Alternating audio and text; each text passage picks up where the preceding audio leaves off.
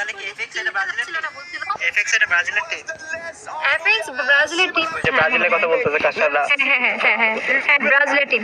That's a beautiful naked for out. একজন বলতেছে যারা আপু গোল আলো, মানে দুই দিকেই। Be right for him. Answers. And that ওই কারা বলতেছে? ইয়া টিম নিছে, তোমার ওই যে থাইল্যান্ডের টিমটাই নিছে। was what an incredible. Loss টিমটা কিন্তু অনেক best player guys. Okay guys আমি ঠিক করে দিয়েছি, যারা বলতেছিল কিল দেখা যাচ্ছিল না আমি ঠিক করে দিয়েছি। And thank you so much কি যে বলতেছিল। ভাই লিস্টের নিচে টিমগুলো যদি আজকে খারাপ করে তাহলে আরএসকে দের চান্স বেশি থাকবে।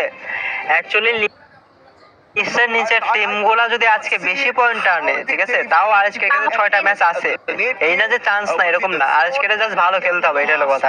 বাট 32 পয়েন্টস অনেক কম। 40 পয়েন্ট যদি আনতো, মানে আর একটু 12 পয়েন্ট বা 15 পয়েন্ট যদি বেশি আনতো, তাহলে একটু ভালো পর্যায়ে থাকতো, প্রেশার বেশি পড়ে যাবে না। আর এই টিমগুলোর খেলা দেখে লাগতেছে না যে কেউ খারাপ খেললে, প্রত্যেকটা টিম ভালো খেলতেছে। এই যে পাকিস্তান টিমটারে দেখো না কত ভালো পারফরমেন্স করতেছে, এই ম্যাচেও কিল করলো, তারপরে ফোর্থ হলো, আর কালকে 2 ম্যাচে সেকেন্ড হয়েছে, কিল করছে, বুঝো না? তো এরকম ভালো খেলতে হবে, তো দেখা যাক কি হয় না হয়। ওকে এখানে আমি একটু ফাস্ট করে ট্রাই করি।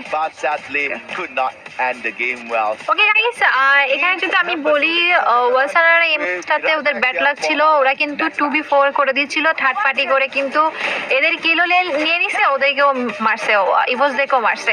তো ইভোস টিম আর বুড়িরাম টিম দুইটাই কিন্তু থার্ড পার্টির শিকার হয়েছে, ওরা ফাইট করতেছে। তৃতীয় নাম্বার স্কোয়াড এসেও ফায়দাটা নিয়ে নিছে, দ্যাটস ওয়াই ওদের জন্য ব্যাড লাক ছিল এই ম্যাচটা। অ্যান্ড ইভোসটা কিন্তু তেমন পারফরমেন্স দিতে পারতেছে না যেটা ডে ওয়ানে দিছে। অলরেডি 2টা ম্যাচ গেছে, ওদের তেমন একটা আমি ভালো পারফরমেন্স দেখি নাই। তো দেখা যাক, এখনো তো আরো 2টা ম্যাচ গেছে, ওদের তেমন একটা আমি ভালো পারফরমেন্স